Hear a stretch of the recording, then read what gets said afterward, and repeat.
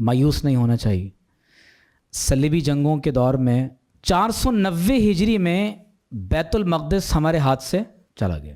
صلیبی جنگیں ہو رہی ہیں، پورا یورپ اکٹھا ہو گیا، یہاں تک کہ مسجد اقصیٰ پر قبضہ ہو گیا، اور مسلمانوں کو یہ لگا کہ شاید اب حرمین پر بھی صلیبی فوجوں کا قبضہ ہو جائے گا۔ 90 برس لگے ہیں۔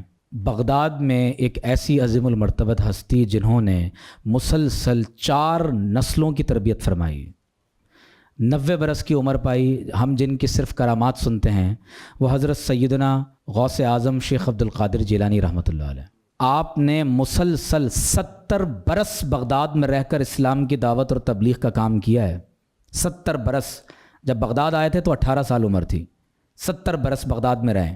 تو سلطان صلاح الدین ایوبی اور نور الدین زنگی نے 583 ہجری میں بیت المقدس فتح کیا ہے۔ تو 90 برس کا عرصہ لگا ہے سلطان صلاح الدین ایوبی جیسی شخصیت کی تربیت کرنے میں، جس میں حضرت غوث اعظم اور امام غزالی اتنی بڑی ہستیوں کا کردار ہے۔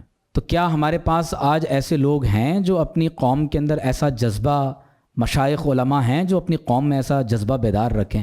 آپ نے نوٹ کیا ہوگا کہ ہم بچوں کو کوشش کرتے ہیں کہ آج بچوں نے بھی تقریریں کی ہیں نظم پر، کیونکہ ہمیں نہیں معلوم کہ ہمارے اندر شاید یہ صلاحیت ہو کہ ہم کچھ کر سکیں، لیکن ہو سکتا ہے کہ آئندہ آنے والے وقتوں میں ان بچوں میں، یا آپ اپنی اولادوں کو ہو سکتا ہے یہ ذہن دے دیں، یا خواتین بیٹھی ہوئی ہیں، ہو سکتا ہے کہ آئندہ آنے والی نسلوں میں کوئی ایسا شخص پیدا ہو جائے جس کے والدین بچپن سے اس کی یہ ذہن سازی کر دیں اور اس کی زندگی کا مقصد ایک ہی ہو کہ بیت المقدس کو آزاد کروانا۔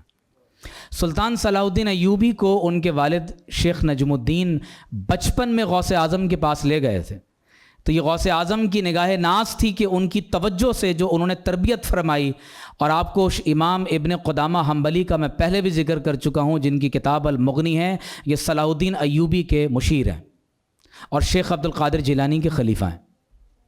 اتنے بڑے بڑے لوگوں نے ان لوگوں کی تربیت کی ہے۔ لیکن 90 برس بعد بیت المقدس فتح ہو گیا۔ سن 622 ہجری میں تاتاریوں کا فتنہ اٹھا اور بغداد ختم ہو گیا۔ مسلمان سمجھ رہے تھے کہ شاید اب ہم دنیا سے صفحہ ہستی سے مٹا دیے جائیں گے، لیکن اللہ تعالیٰ نے دین کی قوت کو ظاہر اور غالب کیا، اور ہم نے دیکھا کہ تاتاری ہی مسلمان ہو گئے۔